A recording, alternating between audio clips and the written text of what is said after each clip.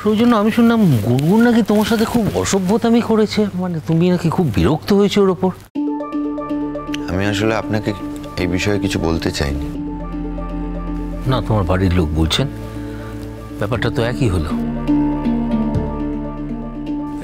ঠিক আছে, বলছি বাবিন তুমি একটু এখানে এসো তো, বসো বসো এখানে। না ঠিক আছে, বলো না কি বলবে। আচ্ছা, কি হয়েছে কি তোমার আর গুনগুনের মধ্যে? কিছু হয়নি তো, আর নতুন করে কিছু হওয়ারও নেই সুকল্যাণ কাকু। ও DO1 থেকে যা হচ্ছিল এখনো তাই হচ্ছে। আমি কোনো কথা বললেও শুনবে না, সেটাই তো স্বাভাবিক। তার মানে এতদিনেও আমার মেয়েটা একটুও বদলালো না, যা দেখা যাচ্ছে। কাকাবাবু, আমরা সবাই বুঝতে পারছি আপনি দুঃখ পেয়েছেন, কিন্তু বিশ্বাস করুন কাকাবাবু, আপনাকে আমরা কেউ আঘাত দিতে চাইনি। সমস্যাটা আসলে এমন জায়গায় চলে গেল যে। আচ্ছা, এই কথাগুলো স্যারের সামনে বলার তো কোনো মানে নেই, এরকম তো বলিনি আমি তোমাদের বলতে। হাজার হোক আমার মেয়ে তো আমার মেয়ের দায় দায়িত্ব সমস্ত তো আমারই। তাই জন্য ওনারা ঠিকই করেছেন আমাকে ডেকে নিয়ে এসছেন কথা বলার জন্য, তার কারণ আমার মেয়ের দায়িত্ব আমাকেই নিতে হবে। আচ্ছা বাবিন, সমস্যাটা ঠিক কি নিয়ে বলো তো? আচ্ছা, আমরা তো সবাই জানি গুনগুন একটু ছেলে মানুষ, মানে ও সারা জীবনই তাই। তুমি তো বললে যে ডে 1 থেকে কোনোদিনই তোমার কোনো কথা শোনেনি। কই তা নিয়ে আগে তো এত কমপ্লেন শুনিনি। না, কমপ্লেন তো আমি আজও করছি না, এখন আমায় প্রশ্ন করা হচ্ছে তাই উত্তর দিচ্ছি। কৌশিকদা তো মেয়েকে নিয়ে যেতে চাইছেন, মেয়েও তো এক বাক্যে বললো আমি রেডি। ও হ্যাঁ, ফর ইউর কাইন্ড ইনফরমেশন বাবিন, আদিল আজকে এই মুহূর্তে এই বাড়ি ছেড়ে বেরিয়ে যাচ্ছে। আমি ওকে ব্যাগ গুছিয়ে আনতে বলেছি। আচ্ছা, আদিল চলে যাচ্ছে, তোমার গেস্ট তোমার কথাতে যাচ্ছে, আমি তো যেতে বলিনি। সব কথা মুখে বলতে হয় না বাবিন। একটা ছেলে বাড়িতে এলো, কয়েকদিনের জন্য এত সমস্যা হয়ে গেল যে তাকেও বাড়ি থেকে চলে যেতে হচ্ছে, গুনগুনও চলে যাচ্ছে। অসাধারণ। আমি আর এ বাড়িতে আসবো না, মানে এ বাড়িতে গুনগুন থাকবে না। আমি কেন আসতে যাবো? আমি ভাবতেই পারছি না যে গুনগুন এ বাড়িতে নেই। জানি না এই কথাগুলো বলে আমি কোনো গর্হিত অপরাধ করলাম কিনা। অনেক তো নিয়ম কানুন আছে, মানে সংসারে থাকতে গেলে কোনটা শোভন কোনটা অশোভন এগুলো তো বিচার করতে হয়, জানতে হয় না? জানি না, আমি ভুল করেছি হয়তো। এসব তুমি কি বলছো রূপাঞ্জন? বড় মা, যেটা আদিলের ক্ষেত্রে প্রযোজ্য সেটা তো আমার ক্ষেত্রেও হতে পারে, তাই না? মানে হতে পারি আমি এ বাড়ির জামাই, কিন্তু আমি তো এ বাড়ির কেউ নই, তাই না? তা কি ভুল বললাম আমি? আমার ক্ষেত্রেও সেটা হতে পারে প্রযোজ্য, তাই বললাম কথাগুলো। কি কথাবার্তা বলছো রূপাঞ্জন? ভেবে বলছো? সোনাদা, আমার খুব খারাপ লাগছে। মানে যে কারণে গুনগুনকে চলে যেতে হচ্ছে সেটা ওর পক্ষে খুব অসম্মানজনক। আমি জাস্ট মেনে নিতে পারছি না আমি এটা। প্রথম কথা, আমি গুনগুনকে বাড়ি থেকে চলে যেতে বলি, আমি বলার কেউ নই। দ্বিতীয় কথা, আমার সাথে যদি ওর কোনো ঝামেলা অশান্তি হয়েও থাকে সেটাও আমি কাউকে বলিনি, বলতে চাই। এক বাড়িতে থাকলে সব কিছু জানা যায় বাবিন, সব টের পাওয়া যায়। সমস্ত কথা তোকে মুখ ফুটে বলতে হবে, তারপর আমরা জানবো, এরকম কোনো ব্যাপার তো নেই। সেক্ষেত্রে তো দেখছি একটা উপায় আছে, এখনো সময়ও আছে। তোমরা বলতে পারো আমার কিন্তু অফিসের গেস্ট হাউস আছে, আমি যদি বাড়িতে না থাকলে সমস্যা মিটে যায় তাহলে আমি বাড়িতে থাকবো না, আমি গেস্ট হাউসে গিয়ে থাকবো। আমি জ্যাঠাইয়ের সাথেও কথা বলে নেবো, এখনো সময় আছে, তোমরা আমায় বলো। আর তোর কোনো প্রয়োজন নেই, চলে যাচ্ছে তোরা দুজনে। পটকা, আমার মনে হচ্ছে তোমরা একটা ছোট বিষয়কে অকারণে বড় করে দেখছো। না সুকল্যাণদা, তুমি ভুল করছো। বিষয়টা মোটেই ছোট নয়, অত্যন্ত সিরিয়াস এবং যথেষ্ট বড়। ড্যাডি, আমি রেডি।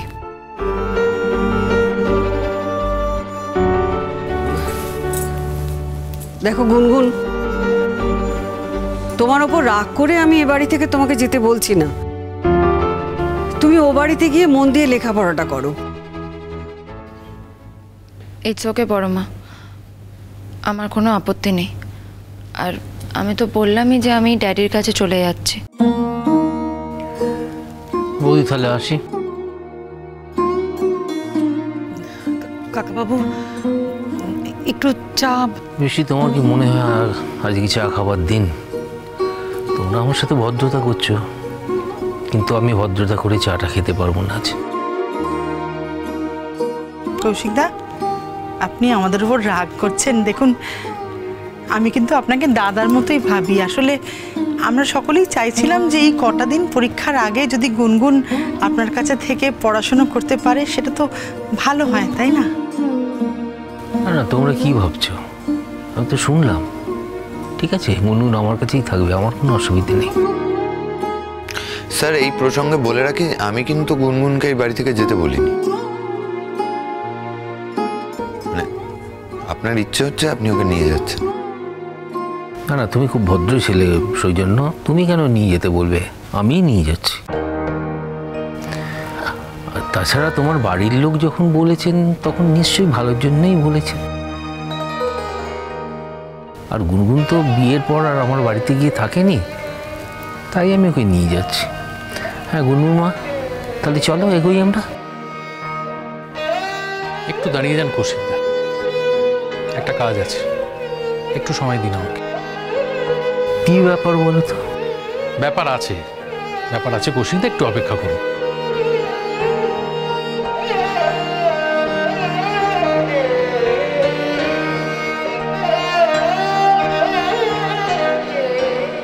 পটকা, আমি রেডি। আমাকে এক্ষুনি বেরোতে হবে, তাই তো? হ্যাঁ বাবা, তোমাকে এক্ষুনি এ বাড়ি ছেড়ে চলে যেতে হবে।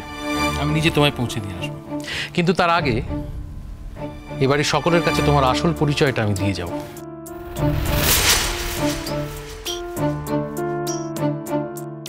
পরিচয়? পরিচয় মানে? গুনগুন ব্যাগ নিয়ে কোথায় যাচ্ছে? আমি গুনগুনকে যেতে বলিনি আদিল। গুনগুন তাও যেতে চায়, ওর ড্যাডি এসেছে, ওকে নিয়ে যাবে। ও এখন কিছুদিন ওই বাড়িতেই থাকবে, থেকে পরীক্ষা দেবে। তোমার যদি মনে হয় যে তুমি ওর লেখাপড়ার দিক দিয়ে ওকে কোনোভাবে হেল্প করতে পারবে, তোমাকে ওই বাড়িতেই যেতে হবে, জানিয়ে রাখলাম। আশা করি তোর কথা শেষ হয়েছে বাবিন। আদিলের সাথে? হ্যাঁ হ্যাঁ, ও যেটা বললো তুই সেটা বললি, সেই কথাটা শেষ হয়েছে তো? আর কোনো কথা নেই? না। শোন বাবিন, ওর তো লেখাপড়াটা করা দরকার। ও বইপত্র নিয়ে ওই বারান্দায় পড়বে, সেটা তো আমাদের ভালো লাগে না, আমাদের কারোরই ভালো লাগে না। সেই জন্য আমি ওকে বলেছি, মানে ওর বাবাকে বলেছি ও বাড়িতে নিয়ে যেতে। ওখানে গিয়ে ভালোভাবে পড়াশোনা করে পরীক্ষাটা দিক, পরীক্ষাটা হয়ে গেলে আবার এ বাড়িতে চলে আসবে। আর কদিনের তো ব্যাপার। বড় মা, যেতে বলাটা তোমাদের, আশাটা কিন্তু আমার। মানেটা খুব সহজ। তোমাদের মনে হচ্ছে তাই তোমরা আমাকে যেতে বলছো, চলে যাচ্ছি আমি। কিন্তু আশাটা কিন্তু পুরোটাই আমার উপর ডিপেন্ড করছে। আমার যদি মনে হয় আমি আসবো। ঠিক বলেছো গুনগুন, একদম ঠিক বলেছো। এই রূপাঞ্জন, এটা তুমি কি বলছো ওকে? না গুনগুন, তুমি একদম ঠিক কথা বলোনি। পরীক্ষা হয়ে গেলে তুমি চলে আসবে এখানে। এখন কটা দিন বাড়িতে গিয়ে বাবা মার কাছে থাকবে, ভালোই তো হবে সেটা। আমার যা বলার আমি বলে দিয়েছি।